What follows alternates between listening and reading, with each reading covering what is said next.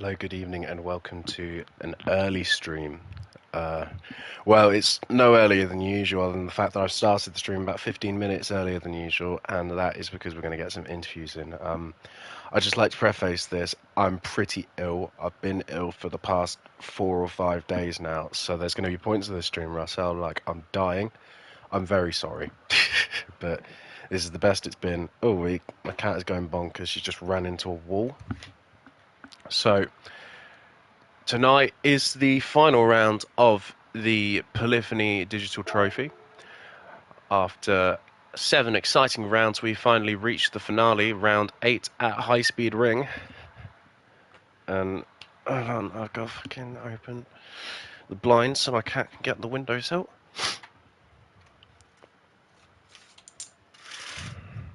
Okay. But yes, we finally reached the finale of what has been a very exciting season of racing. 11 winners so far, which is the record amount of winners in a GTRC season. And, well, the 11 winners is not the only thing to go by, because the championship is closer than it has been in many past seasons. The fight for the lead is now down to 12 points between the top two. Will Sussers leads with 376 points ahead of Jake Witchell at 364. So we will be getting interviews with them too in the next couple of minutes. And the constructors is, well, I would say it's just as close. It's certainly close for the bottom three, but there's an overruling leader in the constructors who's pretty much already won the championship, is Toyota with 706 points. Needless to say, P2 is still up for grabs, but not so much so as P3. Nissan 628 in P2, and McLaren 595 P3, and Honda, after a really disappointing week last week, 592. Honda, obviously, they did lose one of their drivers just permanently, but they weren't really a main point scoring driver for that Honda team. It was more Jake Birkenhead missing out last week, and unfortunately he might be missing out this week as well, after not downloading an update. But that's all beside the point now, because everyone is here for one big thing, one main thing, and that is the fight for the Drivers' Championship. So we will start in just a second with the interviews for the top two.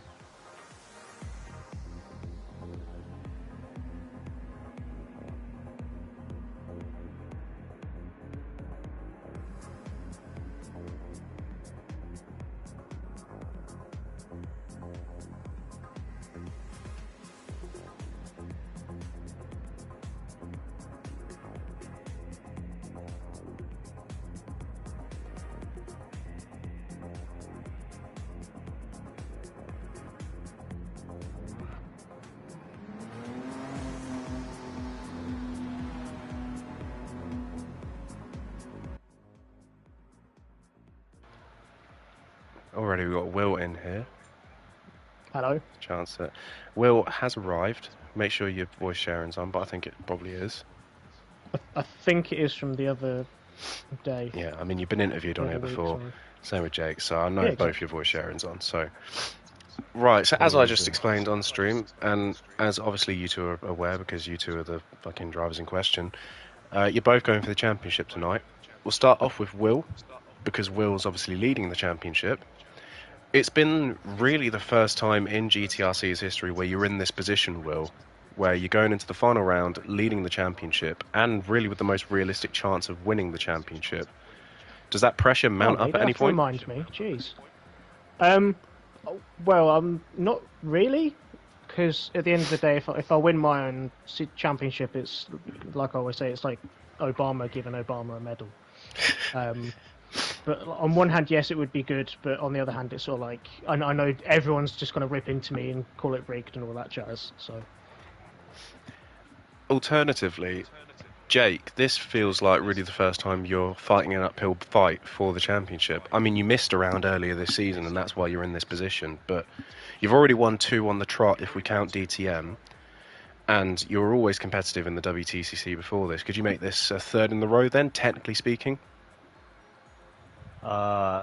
It's going to be a bit of a wishful thinking, but it'd be nice.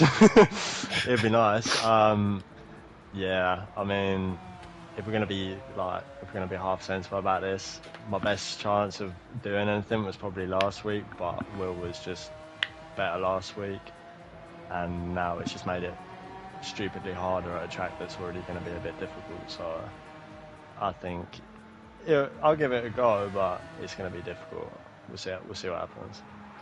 I mean, the gap's only 12 points, and that got extended by 4 points last week. Obviously, you finished in the net identical positions in 2 races, so it really only counted for one of the races, which moved the points, and it was 4 points because there was a car in between you two, so those are how thin the margins can come. You know, all it takes is for one of you to have a bad race, and the championship's pretty much done. So, you know, it's possible for either of you. It's hard. But there's a lot of quick other people here, so it's not by any means going to be a breeze at all. It's going to make it more interesting, but Yeah. then I mean, we were just saying also- we've got Cal's here, and Ahmed and Tyler as well. So Dominic seems quick too. So if any of us can get a win, then yeah. I think. What's your two strategy? Do you want to share your strategies, or I Not don't really any think there is a strategy to this, strategy. to be honest. Yeah, it's just You haven't got one? we're both stuck on mediums, so it's sort of you know. There's surely got to be someone that you've agreed with before the race that you're going to work with, give them slipstream, and No, I don't have any friends. Nah, as much as I joke about beforehand, I've made many deals for people to kill Will.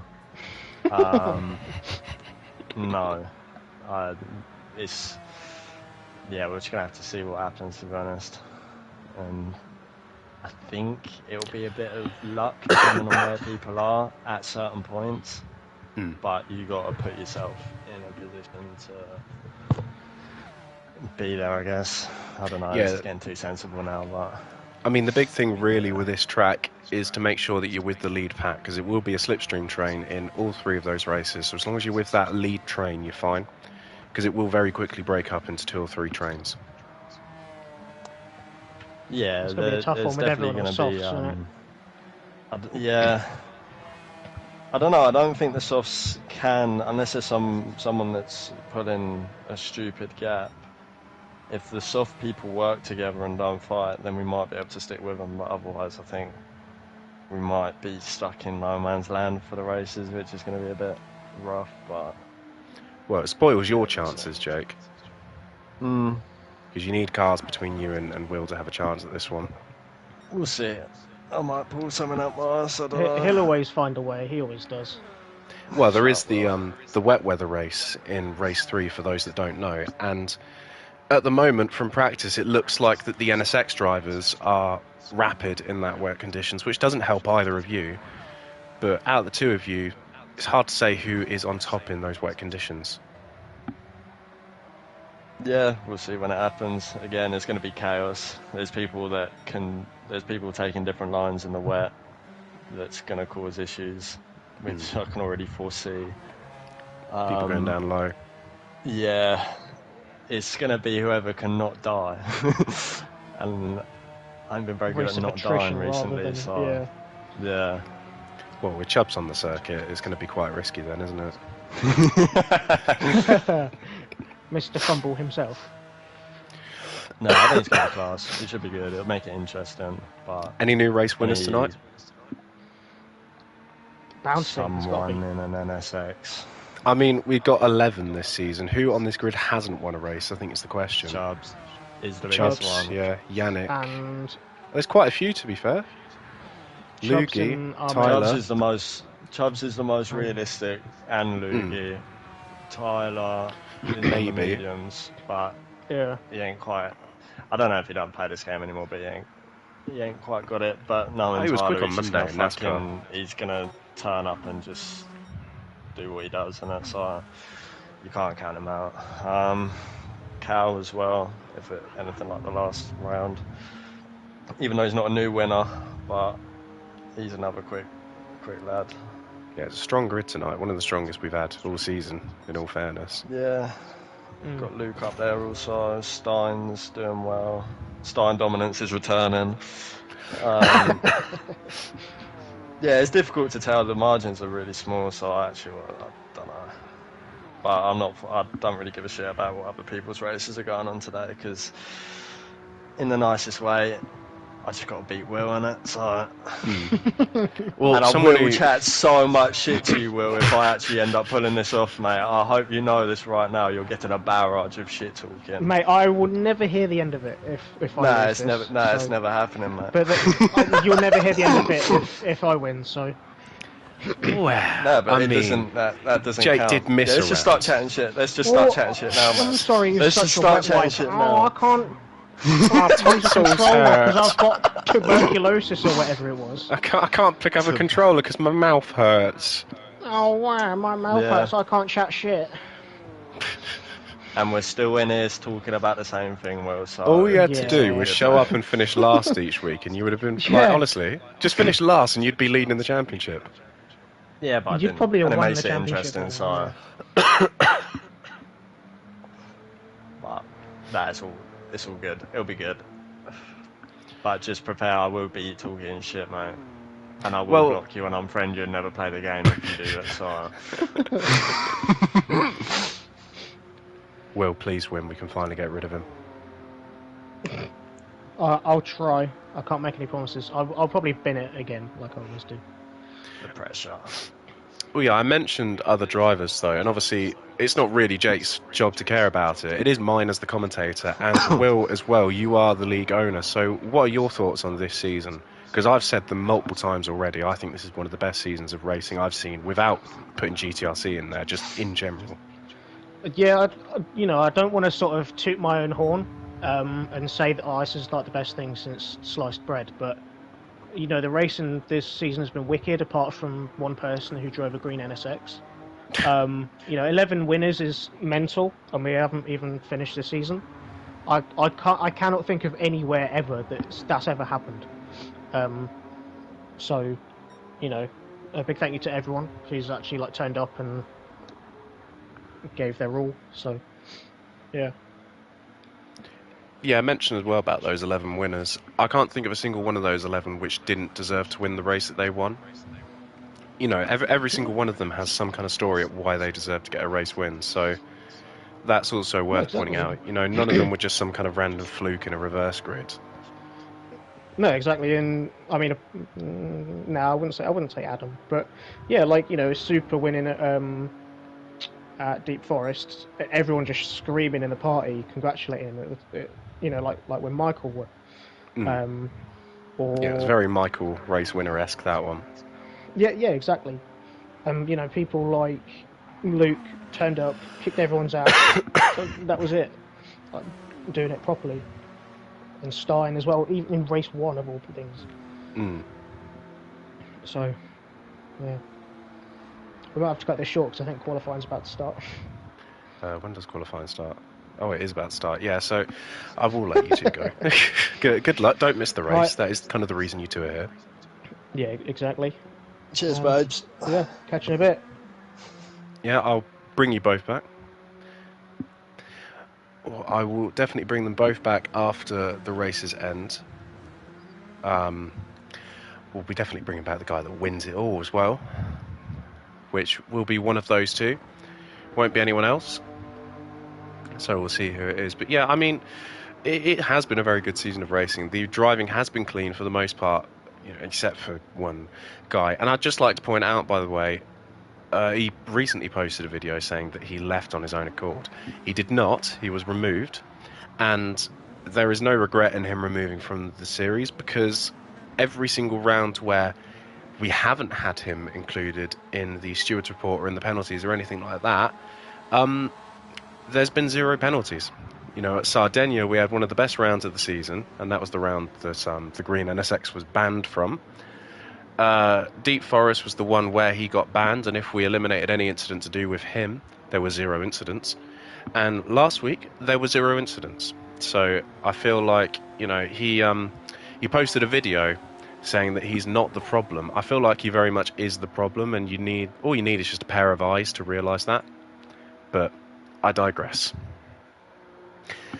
the point stands is now he's gone, I can very much express the fact that the only reason why I'm a steward and commentator this season was to fulfill the driver's wishes and get rid of him. It's the only reason I wanted to be steward and commentator this season. That, and I enjoy doing it, to be fair. But every single season, I had a driver every single race, even ones that don't even race for my team, saying, hey, Pine, this guy is a nightmare. Please tell Will to get rid of him. And now he's gone, and everyone's happy. So here we go, starting off for the final qualifying session of the season, and we are getting going with Captain Chubbs taking the lead of the session. Luke Clark just behind. I don't have my keyboard plugged in tonight, unfortunately. That's because my controller is on life support, so I need to use the USB port for that. So I'm very sorry. We're just going to get old-fashioned, no instant replays, no cutting from the front to the back really quickly. It's going to be old-fashioned. We with a controller, which, apologies. But I'll get that sorted for the next time we do commentary. And next time we do commentary is certainly a question that should be had. I think I'll be back for a next season. I feel like there is going... Well, it's confirmed there is a next season. Not too much information is out about it.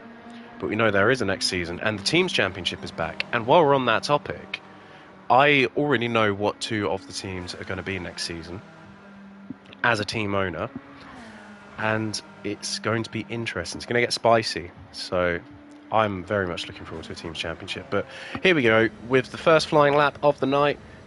Che Easton crosses the line to start his lap, and we'll just go through the track for those who aren't familiar with the high-speed ring. One of Gran Turismo's oldest circuits. I believe this one was around back in the GT2 days. It's certainly an old one, this one. It's got this fast banked left-hand that you take completely flat. And then there's this one which, apologies for the lobby lag, because it will look like people are wall riding at certain points, but Chubbs takes that one pretty low, but you want to stay up high like that regardless, because that is where the speed is on the corner. And then it's these S's where you just... more technical corners of the circuit. It's a lot more difficult to link these up and get them right. You want to keep good mid-corner speed and try not to screw up the exit by accelerating too early. But he's done that one really well.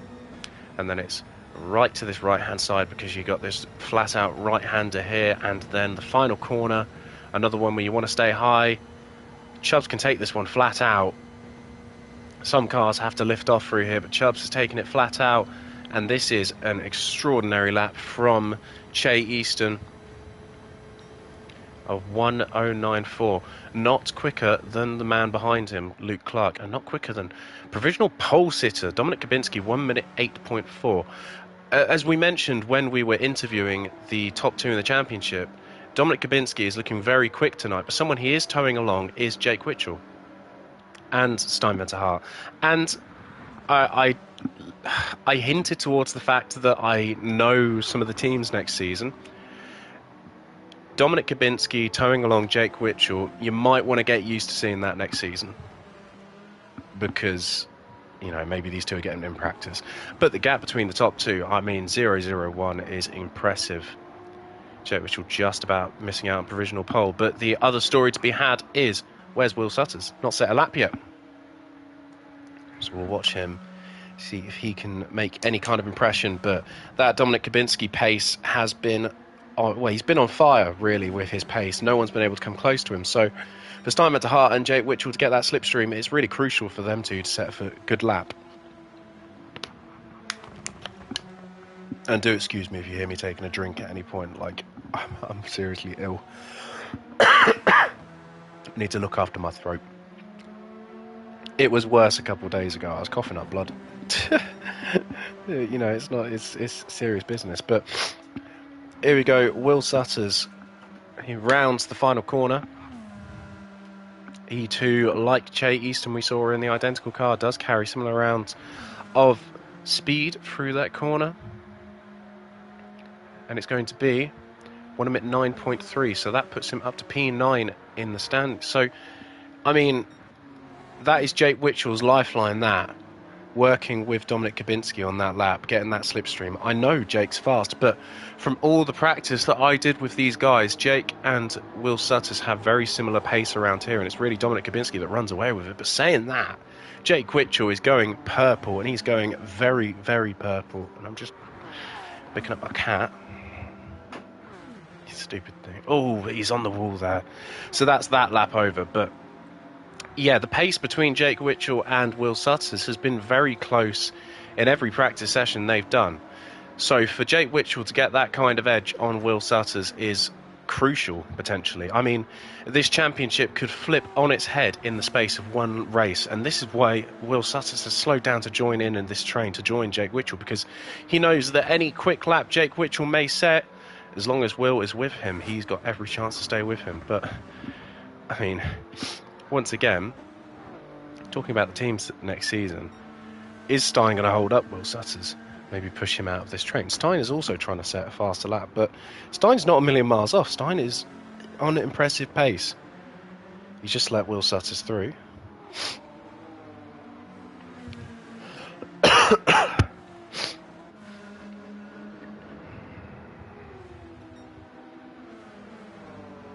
And now Jake Witchell has let Stein through. And this is a weird little game of slipstream chicken here. And Stein could screw it all over if he just lifts off on this straight. Luke Clark and Che Easton. Wow, that was impressive. These two slipstreaming their way to those positions for a 1-2 for the former LCR teammates. That is impressive stuff from these two. I mean, the conversation so far tonight has been about teams and the championship, but you'd be forgiven to be thinking that these two are teammates. However, I believe they might have been wall riding there. I don't know. They didn't gain time, so that's fine. But yeah, you'd be forgiven to believe that these two are teammates with how they're working together to get in those top two positions. But impressive stuff from Luke Clark and from Che Easton. Getting those two top positions. I'm sure there's every chance those laps might be beaten. We saw Jake Witchell going purple enough that would put him ahead of those lap times that they've just done. So don't count anyone out just yet. Speaking of Jake Witchell. Minor lift in the final corner. Not sure if he usually has to do that. But I mean, his exit speed is just as good as always. I think Will Sutters is on for a good lap here. Will Sutters up into the top 8 now.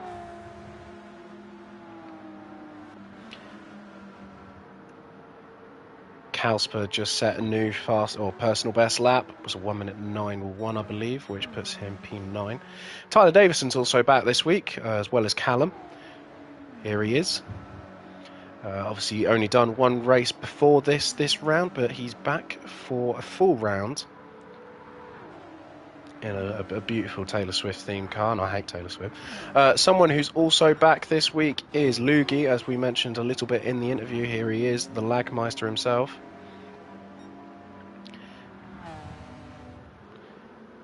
And Lugi with top 5 at the moment, so good return from him. Hopefully he can keep this form up into the races. Someone who's really not on form and hasn't been for a long time is Jake Birkenhead. And I do really feel bad for Jake Birkenhead because he was the championship leader for such a long time and it's just all gone downhill for him. And to be honest, I mean, I try not to show my biases too much on stream. I'm definitely biased. Not with the stewarding, but I'm biased on stream. You know, I like seeing Dominic Kubinski do well because me and him are close friends away from the racing, and I very much enjoyed seeing Jake Birkenhead do well this season, but he hasn't really done well for a long time now, which is, I wouldn't say upsetting, but, you know, it's been a bit disappointing because I was enjoying those, you know, times in the championship where he was leading, where it looked like he could win a championship. You know, it was finally his turn. But maybe next season, maybe he can bring his form back. Saw some changes up front. Well, Stein did set a faster lap, but then so did, I don't know Lugi's real name, Adib? I think it is Adib Khan. Adib? Shout out Adib. It's a great name, by the way. I love Lugi. Lugi is honestly one of the nicest people in this race right now, just in general as a human being. Which doesn't really get you pace, but, you know, nice guys don't always win the races, but Lugi's a lovely guy.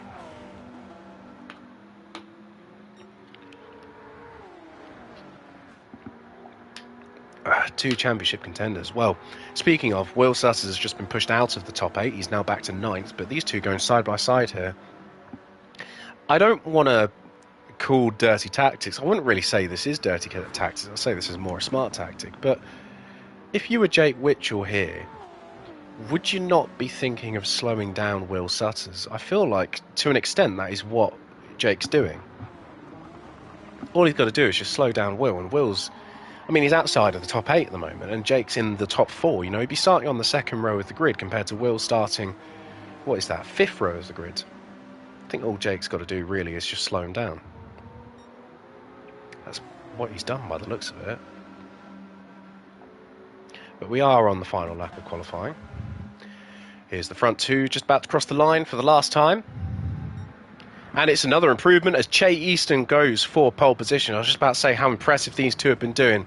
Che Easton sets the pole position for the last round of the season. It's Luke Clark in P2. Dominic Kabinski for the second row with impressive pace and carrying along his future teammate. Might as well drop the bullet here. Future teammate Jake Witchell, who gains crucial positions in this qualifying for his championship post. Lugi, I couldn't tell you actually what country Lugin's from, because I don't think that flag is his country, but Lugi finishes in P5, and then it's Steinmetz Hart, P6, Ruben Thorejo, P7, then the top 8 is rounded out by Callum. 9th place is occupied by Will Sutters, and what a row on the grid that is. Will Sutters and Tyler Davison in 10th place.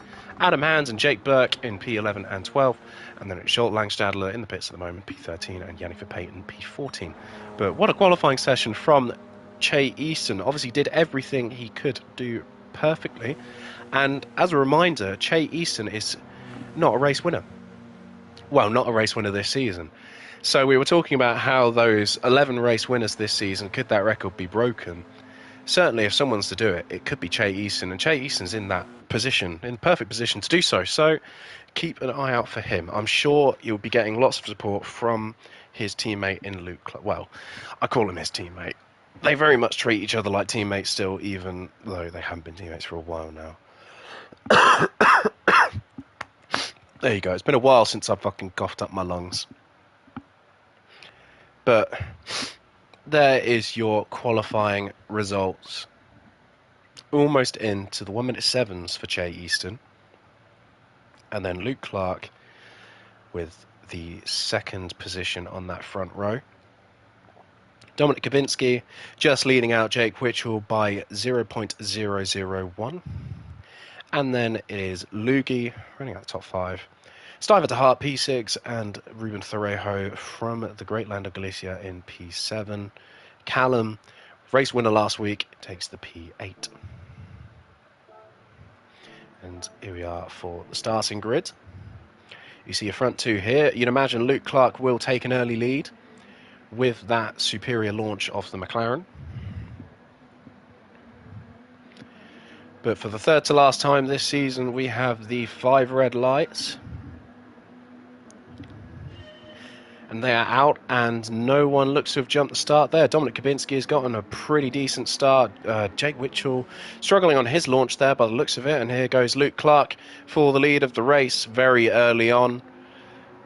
Che Easton didn't lose out much on that one, so Che is very much still in this fight.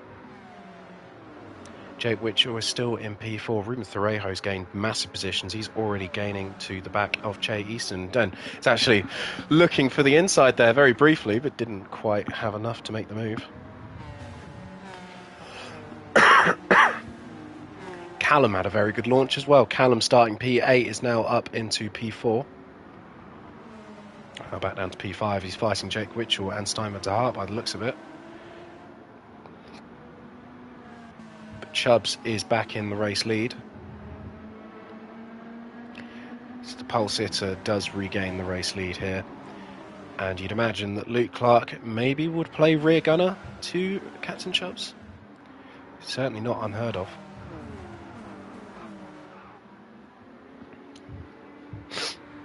I mean, teams have not really been a serious thing this season, but certain drivers have their preferences with other drivers, and it looks like that Chase and Luke Clark are two that always tend to work together. Speaking of two that usually tend to work together is Stein Van der Hart and Jake Witchell here. As Jake goes for the inside on Ruben Thorejo, is Stein going to push him along? Yes, he is. Again, this kind of action is not illegal. Nothing in the rules says you can't have a favourite friend, favourite buddy, should you say, teammate, whatever you want to call it. Well, saying that, it was quite sketchy going through that corner. Side by side between Stein Van der Hart and Jake Witchell, and now it's almost 3 wide as Witchell still on the inside of Van der Hart. Van der Hart now the inside of Witchell. Van der Hart goes through. Witchell has to let that one go and round the outside as well. If he manages to make that move stick, that is a double overtake from Dominic Kubinski round the outside of not 1 but 2. Impressive move from the pole. So he goes round the outside of 2 separate cars and is now all over the back of Luke Clark. I say all over the back, he is ahead of Luke Clark now. It's Dominic Kubinski in the space of about 2 corners has gone up from P5 to P2. So he is on for an impressive race.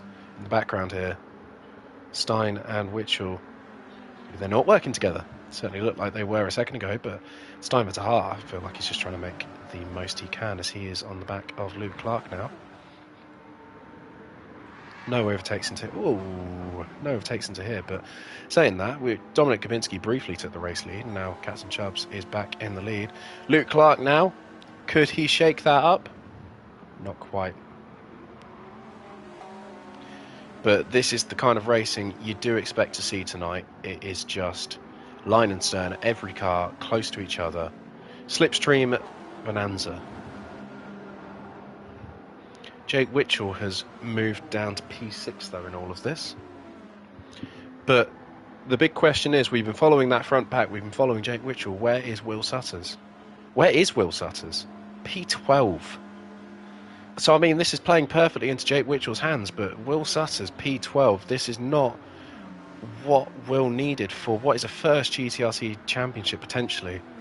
P12 is the complete opposite. There are so many positions between him and Jake, and Will might be falling out of the main packed slipstream.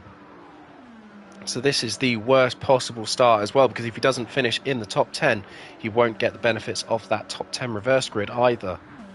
So this is the worst possible start that Will could be having tonight. Saying that, a car just went round. Who was that? That was Tyler Davison, just went round. I'm guessing he had some kind of incident with Luke Clark there, because Luke has just waited for him. So Will is back into the top 10.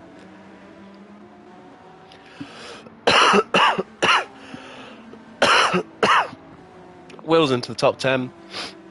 Perhaps I jinxed it there for Jake, but really, stars have aligned better for Mr. Sutters, and Sutters is also back in the slipstream of some cars which look like they are pushing their way up to the lead pack. So Will's not out of this one. It's not all doom and gloom. But it hasn't really been the start that the championship leader needs to this round. But we are on lap 5 now, and Chubbs with an almighty lead. But this isn't really what you want around here. To be leading for the majority of the race around here is not what you want. You want to be leading on the last lap. I know that sounds obvious, obviously, because in the race you want to be leading on the last lap and you win the race, but in reality, it's all about getting the slipstream around it. And if you're leading on the last lap, there's a very real chance you will not be at the end of that last lap, because all it takes is just a slipstream and, you know, overtake him on the straight. But Kubinski did take the lead there. We did see that. And apologies if I'm not really making this sound very interesting, but it all will come down to the final laps, and I'm trying to look after my voice. There you go. Kubinski is the new race leader, just ahead of El Capitan.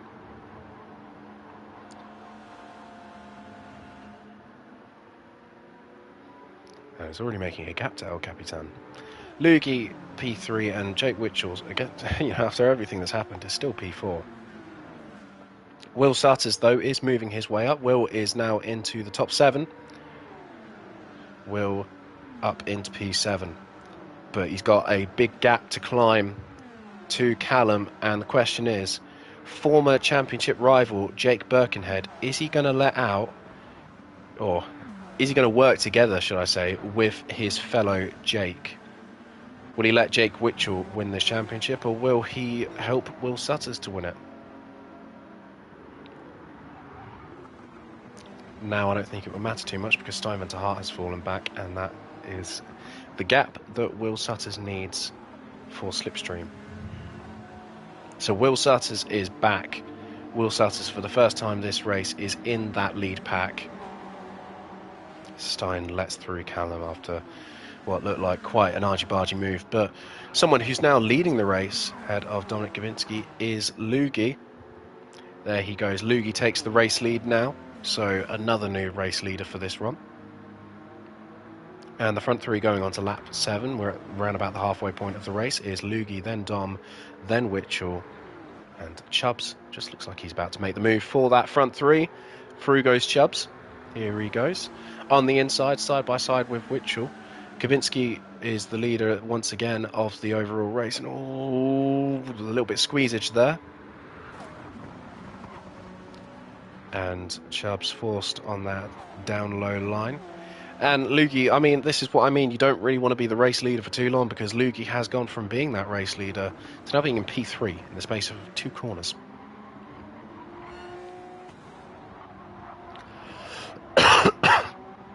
But I have to say, this is an impressive race so far for Jake Witchell on them medium tyres. He has been fighting at the very, very front of this leading pack for the entire race, and he's on the slowest compound of everyone in this leading pack. Well, except for Will Sutters, who's only just joined in with the fight, but they both have to use 2 medium tyres in the 2 dry races tonight, and then they have a race in the wet. But here we go again. Dominic Gawinski is leading this time round. Is he going to be leading for the rest of this lap? That is the question. Perhaps Jake Witchell will play this one a bit smarter and decide to sit behind Dominic, but will everyone behind him sit behind him also? The answer is yes. But, oh god, it is sketchy watching people go through that corner, isn't it? It is sketchy.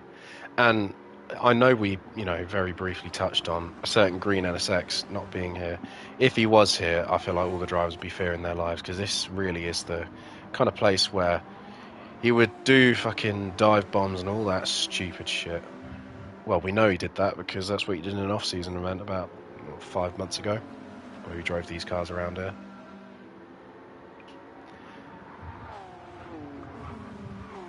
They're not wall riding, Yannick, it's just a lobby issue. If you've ever done a race around here, you know that it'll always look like from the lobby that they're wall riding, but I can assure you they are very much not wall riding. Because if they were wall riding, then their lap times wouldn't be what they say they are on the right-hand side. A wall riding lap time is in the 1:07s, realistically.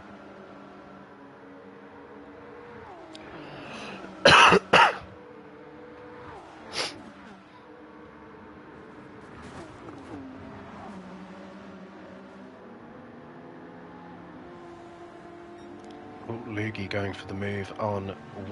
He was briefly thinking about a move on Witchell, but not enough alongside to really make an impression. And again, I mean, it's side by side through Callum, or by Callum and Che Easton, side by side as well with 2 other super drivers. That is Stuyven to Hart and Will Sutters in the background there. Sutters having to back out of that one, but apologies for the poor coverage for this race, because there's so much going on all at one time that it's so difficult to catch. But the lead pack is the top 8, so that's very helpful. Looking at the leaders, we can just keep an eye on the top 8, and that is your lead pack order. Below that, though, we've got the second pack. Well, second pack, it's 2 drivers, which are Adam Hans and Ruben Thorejo, and then Tyler Davis and Luke Clark, obviously having an incident earlier on, and Jean-Luc Sadler brings up the back of the pack. But looking at the front again, Dominic Gawinski pulling himself out a big lead.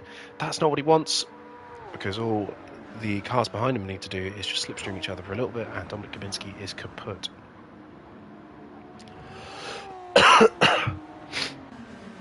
But look at the front right of Dominic Gabinski and compare that to the medium runner of Jake Witchell. Maybe the mediums have an advantage around here. Wonder if anyone thought about that one. Certainly, Callum, should I say? Callum's on the mediums as well. But certainly, I mean, Witchell's going very well on those mediums. Someone who isn't going very well is Che Easton. He's fallen back quite a lot. Oh, Jay Birkenhead's also on the mediums. But yeah, Che Easton's fallen back quite a lot, considering he started on pole for this one. But Dominic Gabinski. I mentioned before this that Dominic Gabinski looked like he had the most pace of everyone in the practice sessions. And that didn't translate into the pole position, but granted, Che Easton and Luke Clark did a very good job of slipstreaming each other in that qualifying session. But here we go for a move for the lead. Jake Witchell goes for that low line at the bottom of the banking. Dominic Gabinski just lets that one go through. There's no point fighting it too much, and I don't want to bring back the whole teammate thing, the whole conspiracy, should I say, but who's to say these two don't work together? Saying that, Dominic Gabinski messed up that corner.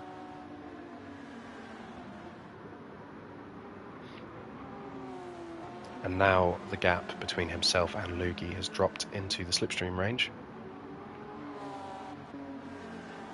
But the front pack is starting to spread out a little bit, which is not what Will Sutter's needed. In fact, this is the complete opposite of what Will Sutter's needed. Will Sutter's needed the pack to be close. There needed to be no cars between him and Witchell.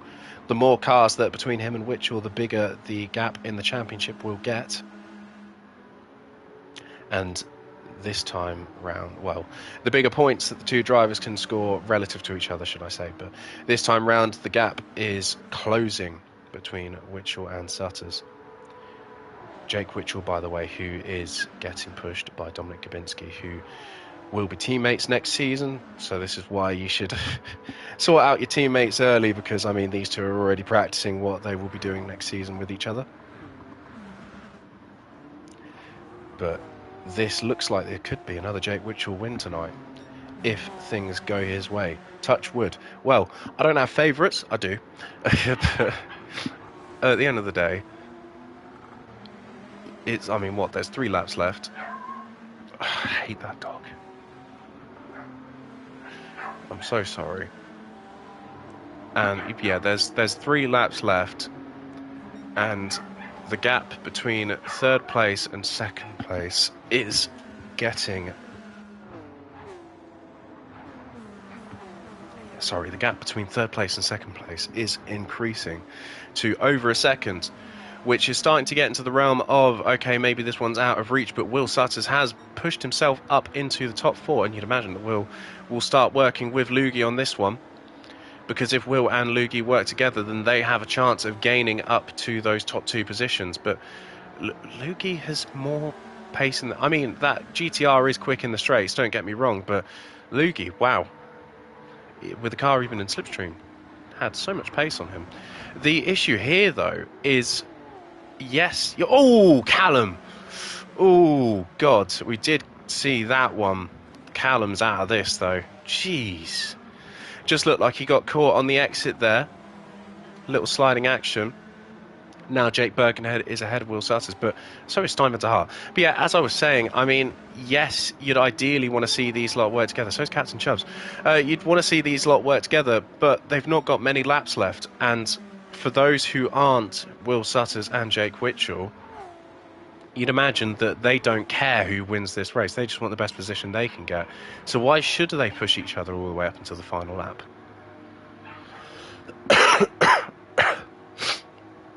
But Dominic Gabinski is doing Jake Witchell some kind of service here, because this is practically guaranteeing Jake Witchell at the very least a top 2 finish. And this is what Jake Witchell needs to get back into the fight. Jake Witchell, as a reminder, he missed a round this season due to tonsillitis. So it's really a miracle that he's in this in the first place. But now it looks like he will not only be in this, but might be in the commanding position. I will try and figure out what the points are after this race.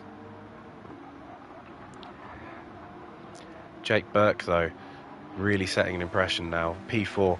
I would like to say the medium tyres are very good, especially this stage of the race. The medium tyres are very good. Fuck. And I mean, I half expected this. You know, the medium tyres to have some kind of advantage at the end of the race. But it looks like the medium tyre runners just have more pace in general compared to the soft tyre runners. We are on the final lap now, watching Jake Birkenhead close down the gap on Lugi for the final podium position. Behind them is the championship leader, Will Sutters. And Dominic Kubinski did take that race lead at some point while we weren't looking. Jake Witchell slots in behind. Shall we look at a fight for the race lead? Are they going to fight? Yes, they are. Dominic Kubinski goes defensive into the S's. Jake Witchell, does he go for the switchback? He tries the switchback, but Dominic Kubinski covers that one very well. And now Kubinski, again, has pressure behind him with Jake Witchell. And it looks like Jake Witchell on those mediums, it is the better tyre to be on at this stage of the race, especially looking at Dominic Kubinski's tyre wear in the background as well. Jake Birkenhead and Will Sutters are fighting by the looks of it. Now Jake Witchell, all for the inside. Jake Witchell, Dominic Kubinski, it's pushed up against the wall. I don't think there was contact there. But it's nice to see a little fight at the end of the race there. But in the end, the one who comes out dominant, Jake Witchell, big points for the end of this race. And I think he was trying to let Dominic Kubinski through there. Lugi takes a P3 on his first race of the season, finishes out the top three. And Jake Birkenhead, P4, Will Sutters, P5. Not really what he needed to keep the fight alive with Jake Witchell. Che Easton with a P6.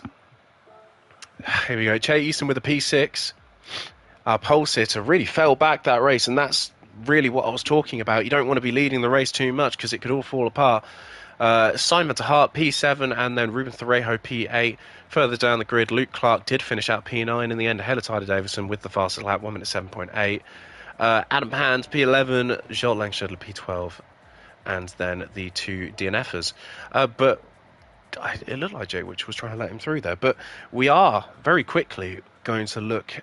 I'm going to see if I can find the regulations.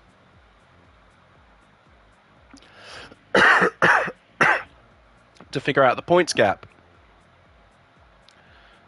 Because I believe it's closed. I believe that it's close to the point where there might be an uphill fight for Will Sutters this point on. Sutters finished P5, Witchell finished P1. There is not. So Will Sutters still leads the championship by 2 points. So this has levelled the playing field completely. Will Sutters is the championship leader by 2 whole points at this stage now, as Witchell gains 25 points in that race and Sutters gained 15. So the 12-point gap closes by 10 points, meaning that the gap between the top two is 2 points. Sorry, I'm looking at the wrong regulations. I believe the points are the exact same.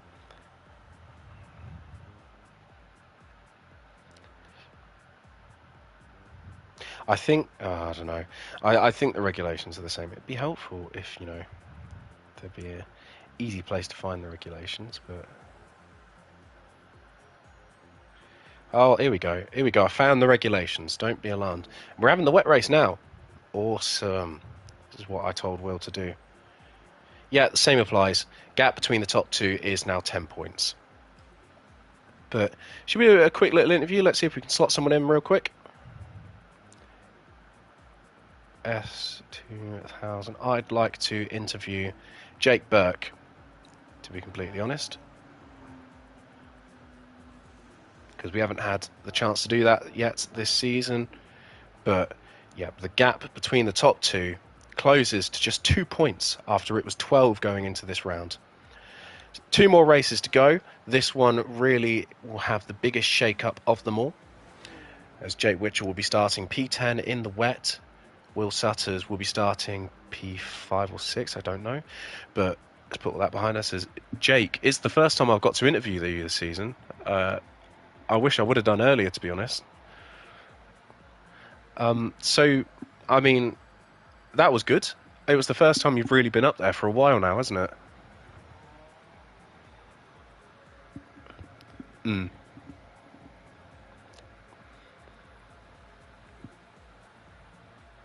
Mm. Well, the mediums looked very good at the end of that race there, didn't they? Mm.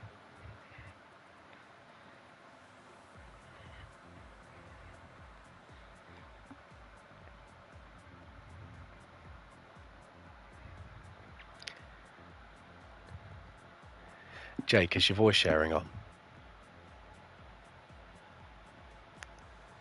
I can hear you, but I don't think the stream can hear you.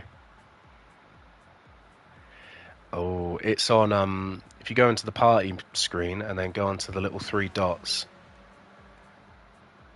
and then there should be voice chat settings.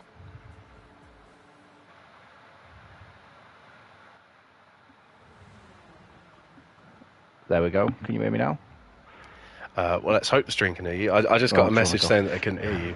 But yeah, so no practice. I'll fill everyone in what you just said. No practice. Hopped in, didn't have the update done, and then hopped in. Medium tyres, felt very strong at the end, but wasn't quite enough to make the move on Khan. But the big one is, I mean, you were leading this championship for so long now, and now it's not. Stop practicing. Really. Is that what it is? You stopped practicing? Yeah, life got in the way because, Blue Moon was a track where the NSX didn't seem as strong, but or Dom didn't prove to be as strong as he usually is.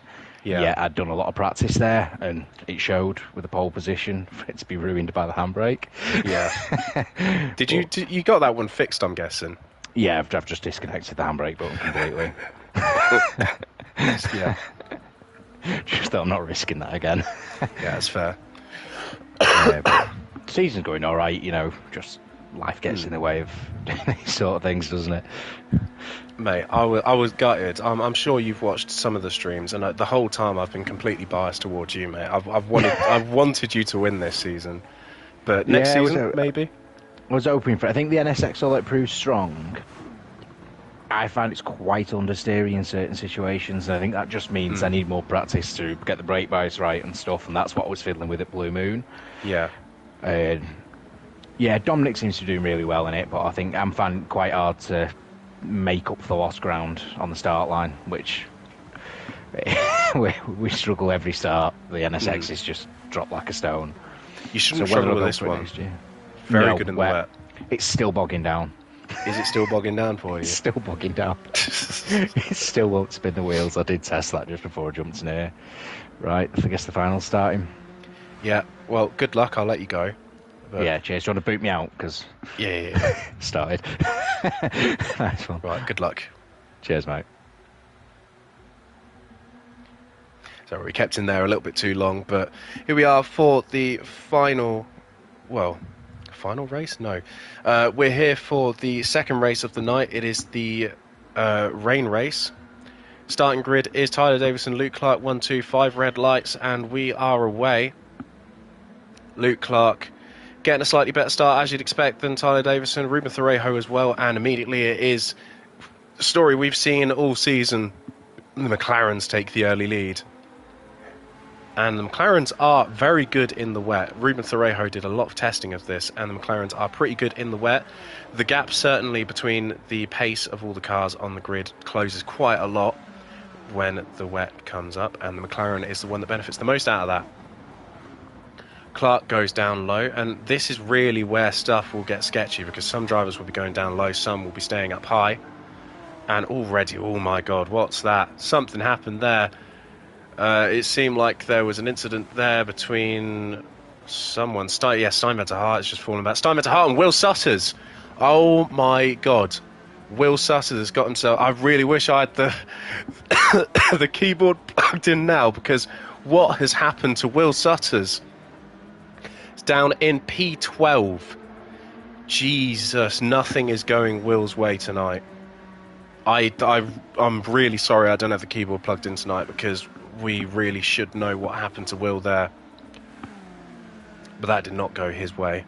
I'm guessing he had some kind of incident with Steinmetzer Hart and maybe Dominic Kubinski. It looked like Dom fell back quite a lot in that one. Jake Burke, we were just talking to him, and there he is in P10. But Jesus. And tantalisingly, Jake Witcher was already up into the top 4. So, yikes. That's all I can say, yikes. I really hope Will can gain those positions back, to be completely honest. Because if it comes down to that would be very, very disappointing into it. But this is a rain race. It is completely unpredictable, and it's at one of the most unpredictable circuits of the calendar, as Jake Witchell moves his way up into P3. But yeah, this is the most unpredictable track on the calendar, and it's raining, which makes everything go up in the air. So don't count anything out yet, but to look where he is now, he's currently P10, so he is moving his way back up the grid quite quickly.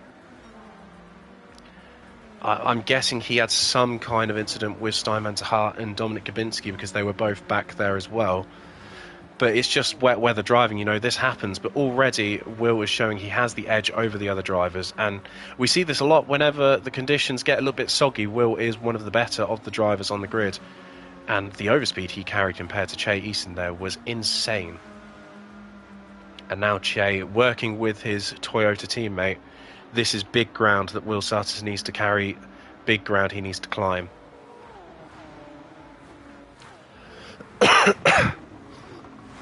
Tyler Davidson currently leads, which is not something we've actually said so far this season. Usually in GTRC you'd get used to saying, oh, Tyler Davidson won this race, Tyler Davidson leads this race, but this time round, I mean, Tyler's only done one race and now he's leading this one. But two cars go off onto the grass there. That was Witchell and Khan, the worse off of the two. Witchell just managed to get it back onto the circuit. But this is what I mean, anything can happen. You know, Witchell just had his own mistake there. Luckily, he got away with it better than Sutters did that time round. But speaking of Sutters, he is back in the fray. There he is in the background. So he is in the same pack as Witchell. But that is not the start that Will needed to this race. But, you know, anything can happen. Don't count him out. What can happen is what looked like a very clumsy incident there with Langstadler. I'm saying it as I see it. But it's the rain. That stuff happens. Dominic Kavinsky with the current fastest lap is 1:14 dead. Oh, excuse me. My illness is starting to show more. Luke Clark's moved his way back up as well. But Tyler Davidson, I mean, he's made a gap. You don't really want to make a gap unless you've got someone else pushing you. But Tyler Davidson's got pace. It looks like he's doing well for himself at the moment in these wet conditions.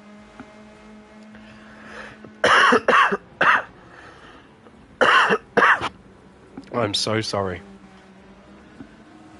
But so Clark at the moment maybe doesn't have as much pace as Tyler, certainly with Jake Witchell pushing him along at the moment, and Dominic Kabinski takes that wide line all over the marbles and gets the run on Jake Witchell. And I'd like to let you all in on a secret that I feel like Dominic Kabinski has figured out quicker than all the other drivers, but through those S's, that wide line is so quick. You get so much grip off the racing line through those S's, and Dominic Kabinski looks like he's figured that out quickest of everyone. But honestly, and I know it sounds counterintuitive, but you want to not take the racing line through those corners, because the amount of grip, the amount of speed you can carry through them is insane if you do that. Ruben Thorejo now pulls ahead of Jake Witchell. So Witchell's not exactly having the perfect race either. It's not all rosy for him at the front. Well, say at the front in P5, now P6, as Khan also makes the move back on him. Now there's only one car between himself and Sutters. So yes, this is not the start that Sutters wanted or needed, but it's not... I mean, Sutters can see Witchell, and that's all really that needs to be. It could have been worse. But there's a matter of cars between Sutters and Witchell, the two championship contenders. But yeah, that start was not ideal. Gabinski now, with that pace, I said, I mean, he's figured out these wet conditions quicker than everyone else, and Gabinski is flying around this track. I don't know why he's so much quicker than everyone else around here, but he is. He sets a new fastest lap at another 1:14 dead. But, I mean, in the practice sessions, I did a couple of practice sessions with him and Sutters and Witchell and Lugie and all them lot. I did a couple of practice sessions with them, and Kabinski has been the quickest in all of them, and he still is the quickest in this race. But fighting going on in the background with, well, I'd say Luke Clark and such and such and such, but fighting going on in the background with everyone, and it looks like Luke Clark just wall-rid there.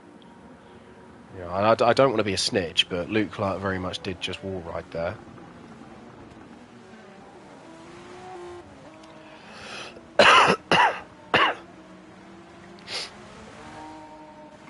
Hate to be that guy. But, yeah, there was fighting going on between these lot. Which one? Where's Sutters? Will's fallen back down to P9. But, yeah, I mean, this is what we're expecting from the rain. Hectic. This is why we're doing a wet weather race. It is hectic. It is unpredictable. And what that means sometimes is, unfortunately, if it's hectic and unpredictable, you don't always finish on the good side of the unpredictability. And Luke Clark with the fastest lap. I'm gonna say it was lobby lag, but it certainly didn't look great what Luke Clark did in that second corner. We're just gonna watch him second time round, but it certainly feels like he did a bit of a no-no. And if he does it again... Oh no, he doesn't do it again. Fucking hell, Chubbs. The Chubbs has just been pushed through that, though, by some kind of late braking or lag. So Chubbs has just done what it looked like Luke Clark did last lap round. And it's, brakes late, almost taking out Kavinsky, but no. But yeah, this is something you have to watch out for in these conditions. Any minor tap like that and you go flying, you can't get the car stopped. I mean, for a little fact about GT, the cars are currently aquaplaning. You can tell by on the bottom left, right, literally right on the kind of dashboard thing on the very bottom left, there is a little gauge with 3 sections. And the topmost section, there's the darker blue. That darker blue means that the car is kind of bottoming out on standing water, which means that the car is aquaplaning again. No surprise there, Chubbs gets the fastest lap after being pushed through that corner. Oh dear. But yeah, to the absolute shock of no one, Chubbs with the fastest lap. And now Kavinsky... Oh, Chubbs is just not even braking for that corner anymore.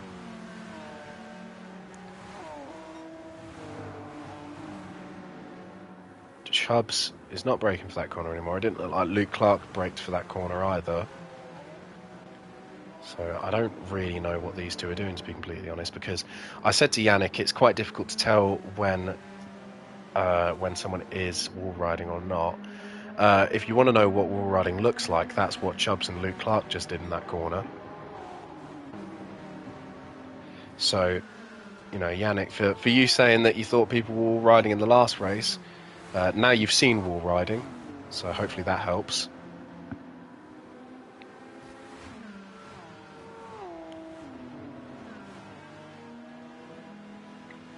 But Dominic Kabinski still a tiny bit no man's land here. You know, no slipstream behind him, no slipstream in front. Well, he's got slipstream behind him, but Khan is now finally closing the gap. Here we go, Witchell and Sutters, no cars between them.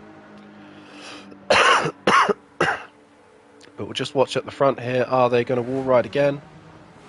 Well, Chubbs tried, Chubbs failed. And I hate to be that guy, but karma. Yeah, you know, that one did not work off for him. Looked like he tried to do it that time round, and it just did not work for him. And Luke Clark has also fallen back from that one, so it is what it is.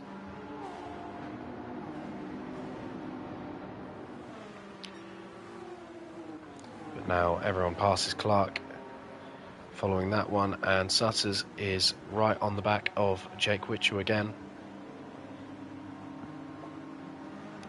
So the fight is not over. Sutters looks like he got a better run through that corner, and now Sutters is side by side with Witchell, door banging all down the straight. who can get the slipstream. It looks like Witchell gets the slipstream this time round. Sutters has to back behind him. I'll do something a little bit snakish, but I'm ready to see Wall Ride addition to Electric Boogaloo. Oh no, he's behaving himself now. He is behaving himself now. But yeah, here we go. So fighting still between the Championship 2,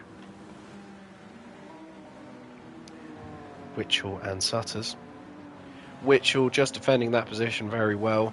This is for the championship lead this one round. If Witchell finishes in this position, he will be leading the championship into the final race.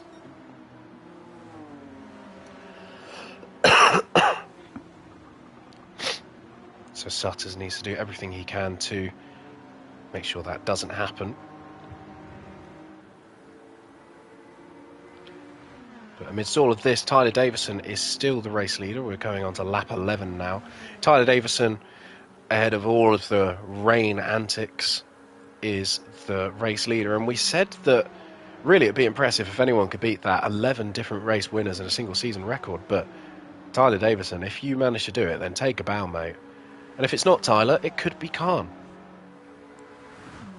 There's every chance to make it 12. And that is really impressive if that does happen. Sutters managed to get ahead of Witchell. So the gap opens up once again in the live championship standings. If you want to know what that looks like in points, it'd be a 4-point lead for Sutters compared to Witchell. Witchell, on the other hand, if he managed to finish ahead of Sutters for 4th and Sutters 5th, what that would mean is the two of them are tied going into the final race. But Sutters is not letting that one happen. The gap currently 4 points between the two. And this is a good recovery, by the way, from Sutters after a very poor start. Getting himself involved in some kind of incident there early on. He is up into the top 4, and this is really the best he could do. And Sutters has a lot of pace in this rain. 14.1. And we saw this in the practice sessions that we did over the past couple of days as well. Sutters, it looks quite handy in these wet conditions, but the person who looks the most handy in these wet conditions is currently P2 and gaining very quickly on P1. That is Dominik Kubinski. And Dominik Kubinski is absolutely flying at this stage in the race. His fastest lap a 14.0, and you know, without wall riding, that is the fastest lap of the race, I believe.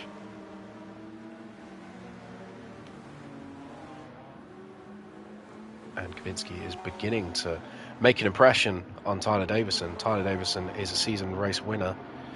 Tyler is also a champion, I believe, from the WTCC many moons ago.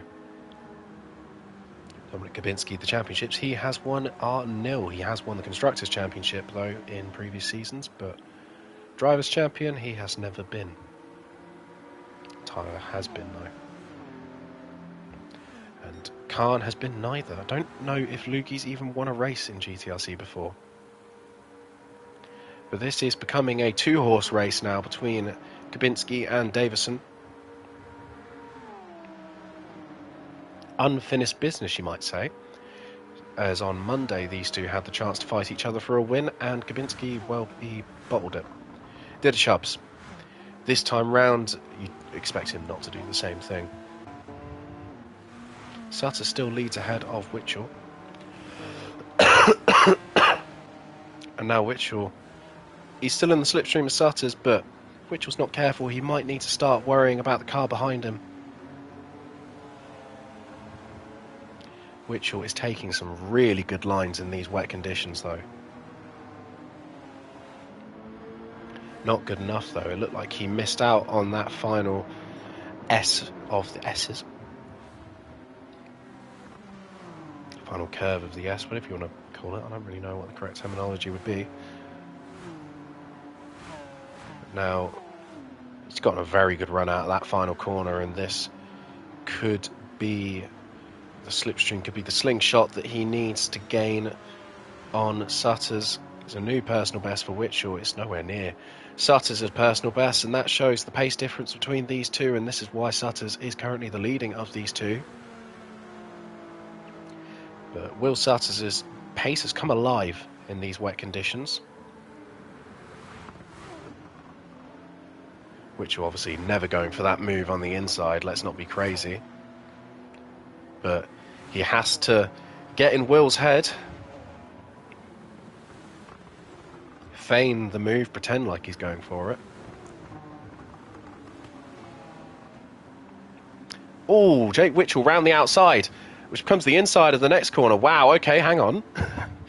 Sorry, I wasn't even paying attention there. Jake Whitshall finds that grip off of the racing line like I was talking about, and this time round he did it perfectly.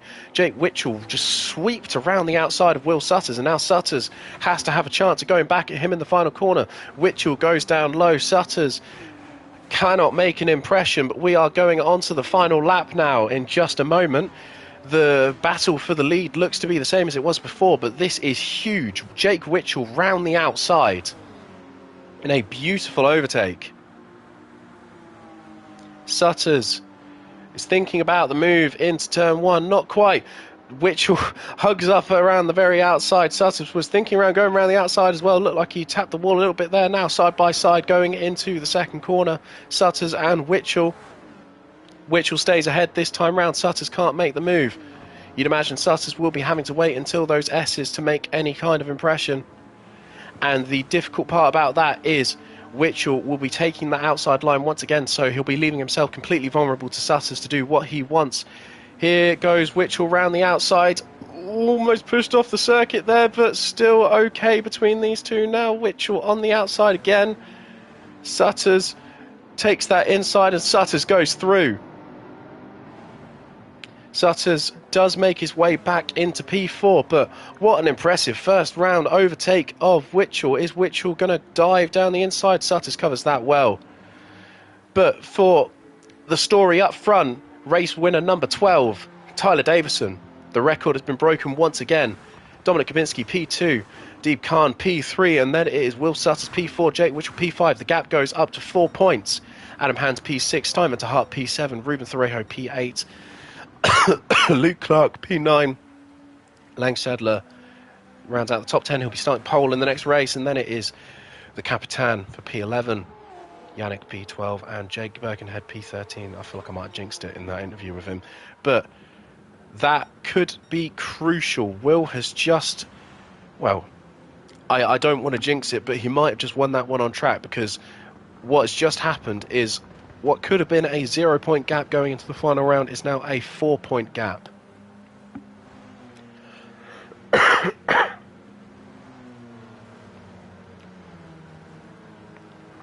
That was some impressive driving between the championship two, showing everyone why they are the ones fighting for the championship. But your race winner tonight, the 12th different race winner of the season, is Tyler Davison. What am I doing? There we go. Nope.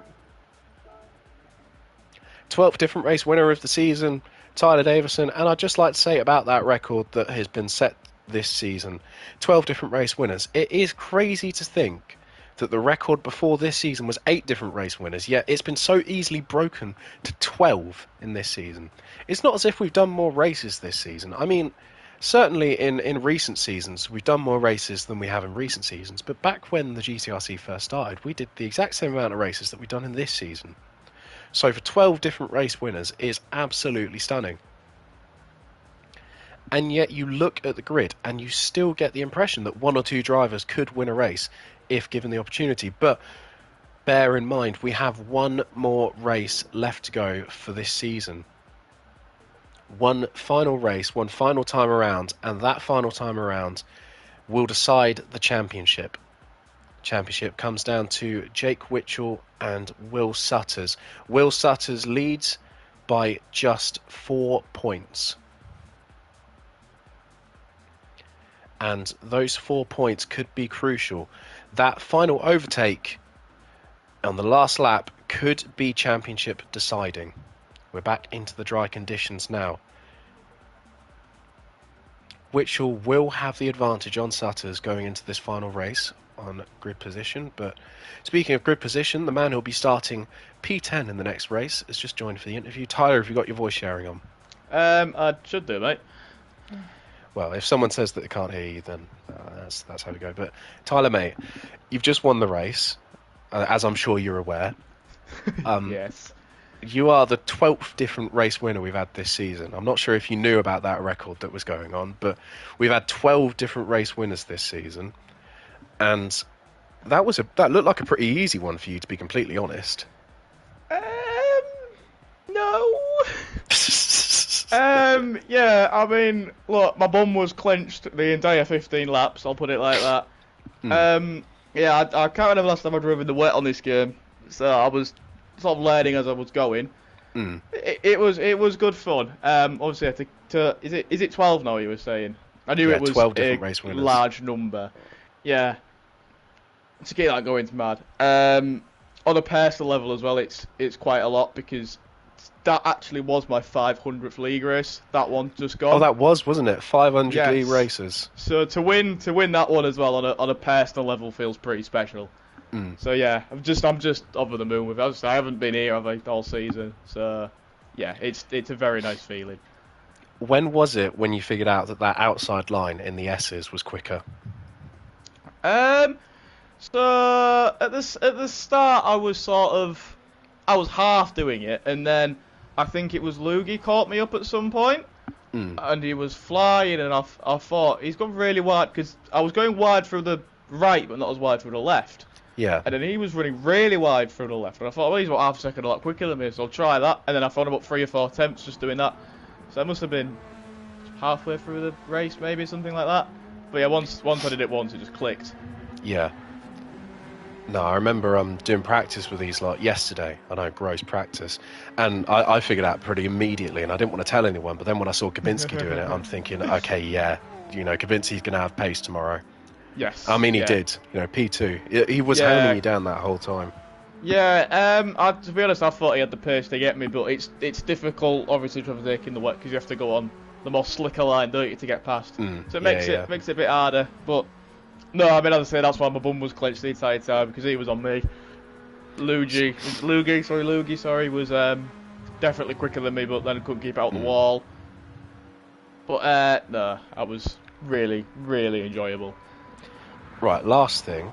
Congratulations, by the way, winning your 500 race. But last thing, we are going to talk about the championship. And I'm not sure if you've been keeping on top of what's going on lately, but Will Sutter's made a last lap overtake on Whitchell, which puts him... Well, if Whitchell would finish ahead of Will, then it would have been tied in the championship going into this last race. Wow. Now there's 4 points lead that Will Sutters has ahead of Whitchell. Who do you think is winning it? Mate, that's anyone's guess.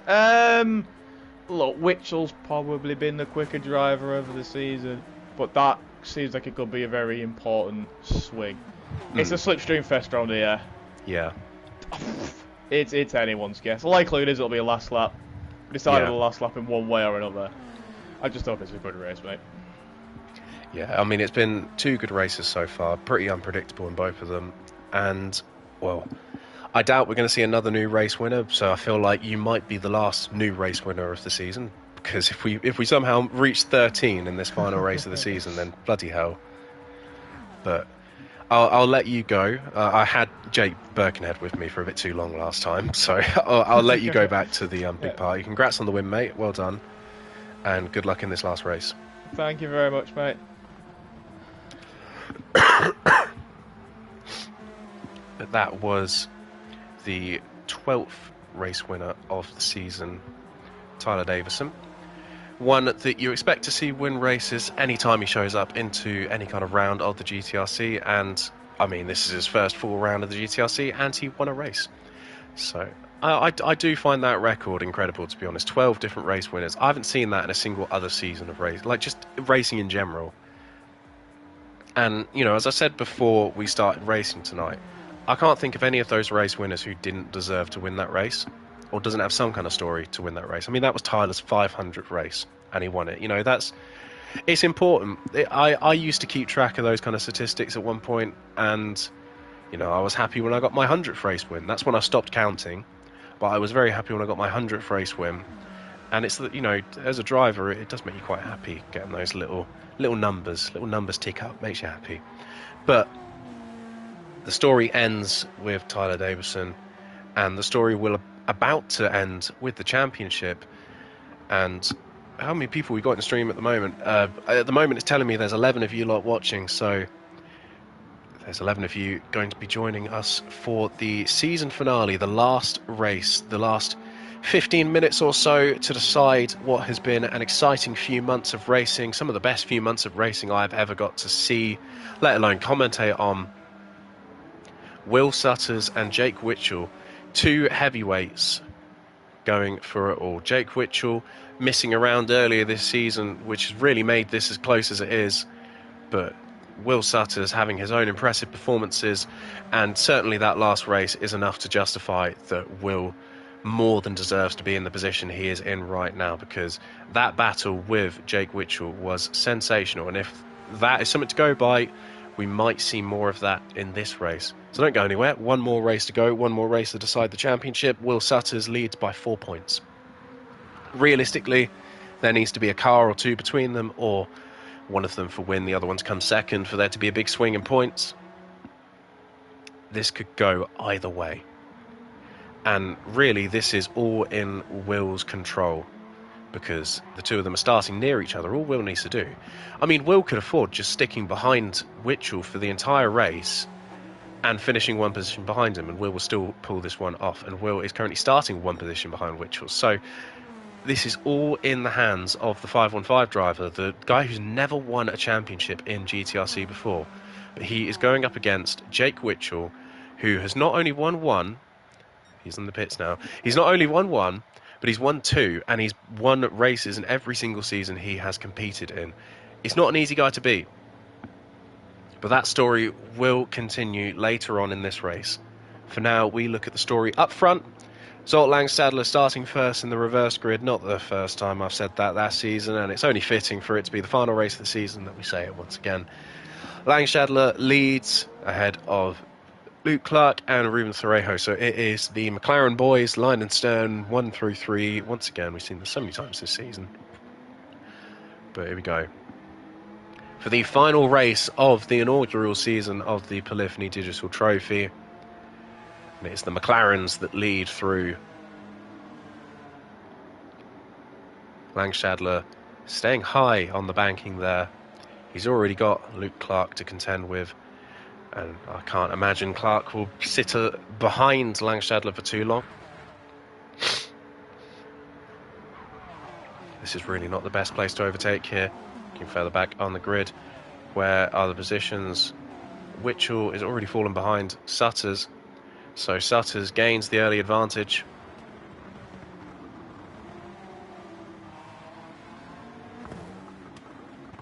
And Witchell is now having to fight against Lugi, which is not an easy person to fight against, not because Lugi is, well, not only because Lugi is ruthless on track, but also Lugi is very, very laggy. I hate fighting against Lugi because it's like a ticking time bomb, really. It's only a matter of time before it goes wrong. But Adam Hans making some early ground. Adam now up into the top 3.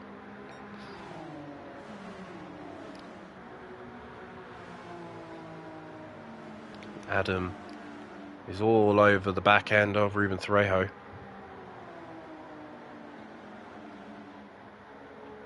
And Ruben Thorejo all over the back end of Luke Clark. Jake Witchell's moved himself ahead of Steinman to Hart. And is now on the inside of Will Sutters. Looks like there's contact there as Steinman to Hart got himself into some kind of incident there with someone, but Jake Witchell just stays behind Will Sutters still. Lugi don't go for the dive bomb. Lugi's gone for the dive bomb. It didn't work out for him. Now Sutters ahead of Thorejo. So this is still advantage Sutters. This is not going perfectly for Witchell, but as we saw at the start of the last race, it did not go perfectly by any means for Sutters, and Sutters managed to climb that back and was fully deserving of that. Not win, but win certainly against his rival, what was it, P4, P5, certainly fully deserving of that position. And Witchell needs to make an impression, do the same thing that Sutters did in the last race. Start down low and somehow make those positions back quickly. Luke Clark still leads this race though. Adam Hands is now contending for the race win. So is Will Sutters. Will Sutters is all the way up there on the medium tyre, might I add, just like Witchell is. And very quick through that. I'm not sure if that wasn't all right, but I'll keep my mouth shut this time round because it looked like everyone did it. Adam Hands takes the race lead.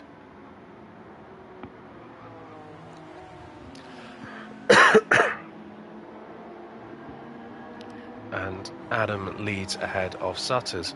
You'd imagine if Sutters is smart, he would push Adam along for this one. Try and build the gap.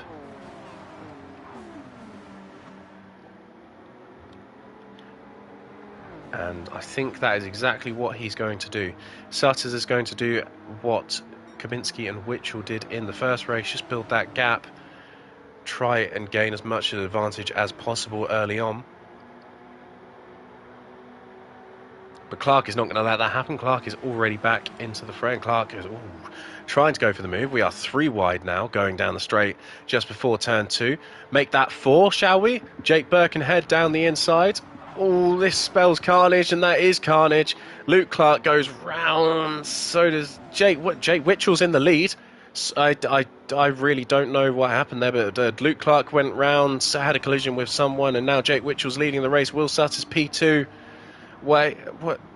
Jake Witchell's now leading championship rival Will Sutters P2. Live championship order, I think Witchell's leading by 1 point. No. Sutters is still leading by 1 point if the positions finish in this order. But what happened there? That looked hectic. And the big winner of that was Jake Witchell.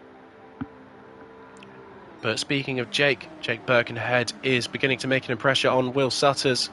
Is Jake Birkenhead going to hang around? No, he's not. He's getting pushed by Jolt Langstadler and getting pushed by Loogie behind him. Live championship out of the window now. Gap is multiple cars between Witchell and... oh my God, Jesus Christ. Langstadler getting himself into a really clumsy incident there with Birkenhead.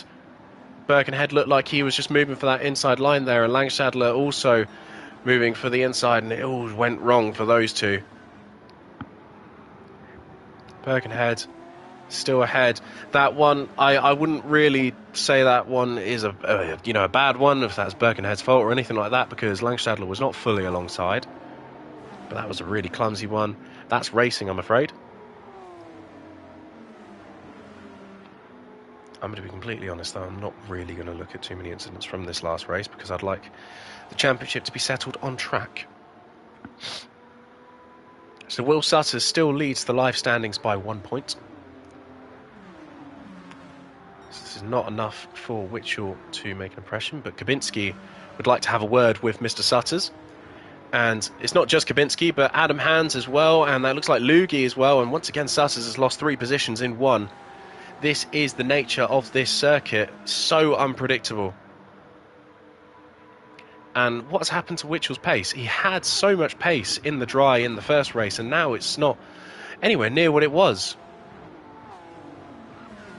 But Will Sutters moved back down to P8, P7 now. But this, I mean, I'm not calling anyone out. I'm not saying that the race is over for anyone, because as we saw, Will Sutters was leading the race, and then all of a sudden Jake Witchell came up from like 7th to lead the race. So, you know, what position is Sutters in at the moment? He's in P6. So anything can happen. This race is so random, but this is the championship decider. And Jake Witchell at the moment is currently with the advantage in that championship decider. And I'm sure both of these drivers are consciously aware of that, but Jake Birkenhead, take a bow, making a gap to Jake Witchell at the moment. And I've said this, and I don't hide my biases whatsoever. I like Jake Birkenhead. I really, really wish he was in the position to have won this championship. But alas, it hasn't really come together for him. You know, real life comes in the way, unfortunately. But Jake Birkenhead's doing a really impressive job. And what more can you ask for? But we're around about the halfway point now. Jake Birkenhead, the former championship leader, is currently the race leader. Championship leader for such a long period of the championship. Dominic Kubinski has moved himself up into P2, and it's Jake Witchell in P3. And what is the story of the championship battle? It's Will Sutter's P6. Shall we look at the live order? Why not? Live order would mean that if the positions stay this way at the end of the race, Jake Witchell would be our champion by 2 points. So the margins are close in this one, but anything can happen. The battling is constant in this one. There is constant battling, constant racing, positions swapping non-stop. As we're seeing here, Adam Hans pushing along Jake Witchell, and now is it 3 wide going to turn 2? This could spell disaster. And it is spelling disaster. Oh, God. Lugi gets himself all kind of confused there, and that is Dominic Kubinski who loses out on that one, just with a Lugi bouncing off the wall there. And Will Sutters and Jake Witchell, gap again is non-existent between the two. No car between the two. This is what Sutters needs.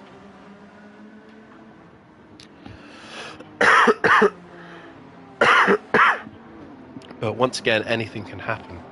What realistically isn't going to happen is Jake Birkenhead losing that lead. What a gap Jake has pulled out. 2.5 seconds to the other Jake on the grid.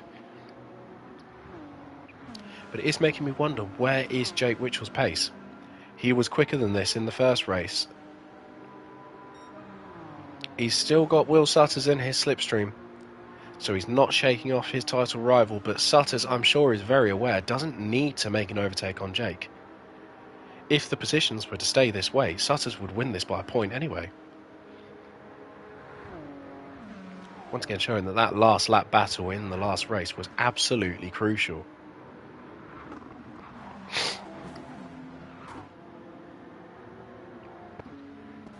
Kubinski is making his way back up the grid. I say that as Lugi goes for a dive bomb. Very Lugi-esque. I'm braking later than you and you're getting out my way.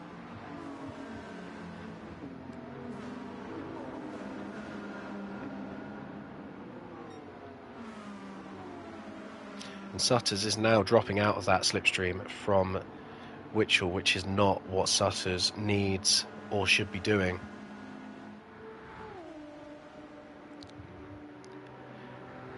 Yeah, Sutters is just out of the Jake Witchell slipstream. Someone who's not out of the slipstream is Lugi, who is currently catching Will Sutters. Someone currently catching Lugi is Dominic Kubinski. It looked like there was a tiny bit of contact between those two. But this is what you get with laggy drivers, to be honest. It's so clumsy. Kubinski now is all over the back of Sutters, and Sutters is starting to recatch Witchell.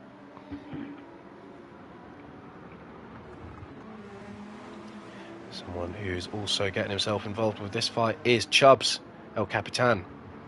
There he is, Che Easton. Haven't seen much of him so far this round.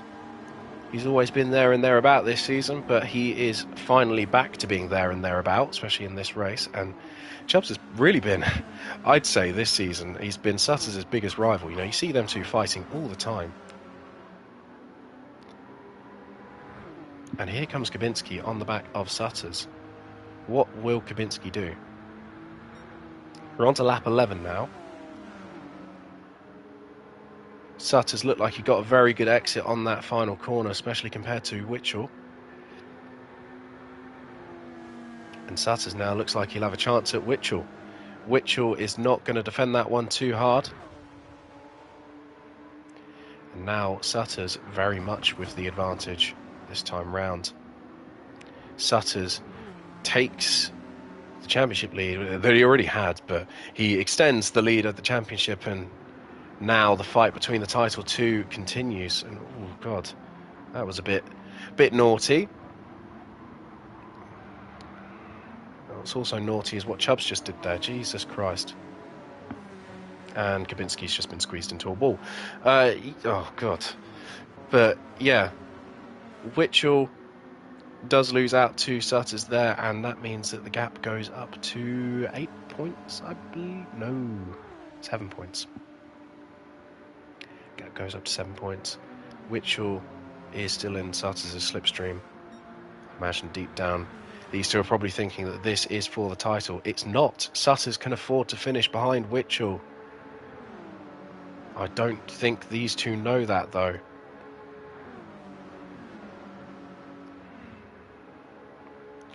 But now Witchell opts for that outside line, which is the stronger line around here, and Sutters has to oblige, has to sit behind him. You don't want this to be ended with contact, because that would be a horrible way to end the season. But Chubbs goes for the inside line on Sutters. Very late move from El Capitan there. Che Easton getting himself involved with this one. Che wanting to end his season with a podium, I'm sure. But all this does, it gets himself involved in the title fight. Which I'm sure there's probably better ways he'd like to be involved in the title fight, to be completely honest. I mean, you know, that is on points. Maybe next season. You never know, maybe next season he will be involved in the title fight on points. But let's have a look at the front again. We're on lap 13 of 15, and Jake Birkenhead, what a race he is having. I said he was having a tiny bit of return of form, especially from rounds as of late, but I believe Jake started last, like dead last, or somewhere around that position in this race. And Jake Birkenhead, take a bow. What a gap you have brought up. What a race Jake Birkenhead is having for the last race of the season. The guy who, for most people on the grid, thought would win this championship. He looked so convincingly good. Is now looking convincingly good once again. Jake Witchell, though, if these positions stand and finish like this, Jake Witchell, the other Jake, will win this championship. But this track has been proven to be so unpredictable. The racing is so different. Every single lap round here, and Lugi is in the wall. Everything has been proven to be unpredictable, and, you know, anything can happen. Chubbs, all he has to do is overtake Witchell, and Witchell's no longer leading the championship. All what Sutters has to do is overtake Chubbs, and Witchell's no longer leading the championship. You know, it all comes down to this, and Chubbs is not hanging about for anyone. Chubbs wants that P2. Chubbs now pushing Witchell along.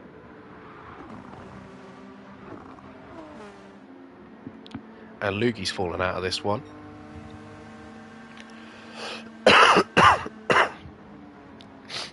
Somebody who hasn't fallen out of this one. Oh, God, Sutters. I thought he was going for a bit of a move there, and I'm sure Sutters thought he was going for a move there as well, but not quite enough. Just looked like he braked super, super late there. Which, in the end, not enough to make an impression on Chubbs. And Witchell, what's happened to Jake Witchell? He's going very slow. He's in the pause menu. What has happened to Jake Witchell? He's paused his car, and this is Will Sutters now in full control. And Witchell, what happened there? His controller died, maybe? Something happened, but I mean, that's not really the end that we wanted, because now Will Sutters is pretty much guaranteed to be champion here. And Jake Witchell is now P8. I don't understand that. Certainly looked like he had some kind of issue there, had to go in the pause menu, and all of a sudden he's lost chances there completely. As Will Sutters goes back up to P2. We'll look at the lead, but that one's really, that's baffled me, that. Because if those positions had stayed the same, Jake Witchell would have won this championship. But now, with Which, by the looks of it, his controller maybe died or something along those lines happened. This is just out of reach completely for him. But Jake Birkenhead, for the final race of the season, comes across the line to win the race. Last time this season he'll get that chance, and he does do so. Will Sutters comes across the line to finish P2, and I believe that is a championship, but bittersweet, I think it's fair to say. That was a very weird way to end it. Che Easton P3, Dominic Gabinski P4, Khan. But I mean, I can't hide my disappointment, because that is such a weird. That was weird. It's a disappointing way to end that one as well. I mean, we might as well look at the gap. The gap is 14 points. Excuse me, the gap is 14. Is it 14 points? Yeah, the gap is 14 points between the two. Will Sutters wins that championship, but that really baffles me. I mean, Sutters, if he'd managed to get Chubbs but not Witchell, then he would have won by a point anyway, but that one's really, really baffled me. There you go. We see Jake Birkenhead did start around the back of the grid, but what happened there? So, Will Sutters is the champion by 14 points, but mainly because it looked like Witchell had something. He paused his... for those who don't know, when the hazard lights come up and you drive really slow like that, it means he's paused the game. So he's had to pause the game for some kind of reason, and that's lost him the championship. Should we get him and Will in? Just have a word with them.